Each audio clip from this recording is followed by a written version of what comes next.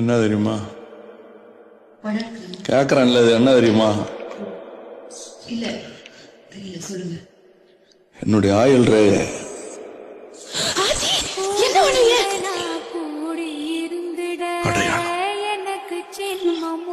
என் ஆயுள் ரே. அண்ணலட்சுமி நான் கற்பழிச்சேன்னு சொல்லியிருப்பாங்களே. அண்ணலட்சுமி யாரு தெரியுமா? பொண்டாட்டி.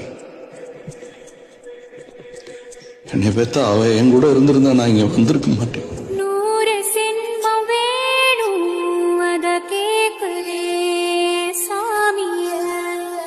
என்ன இருக்கிற சாமிய?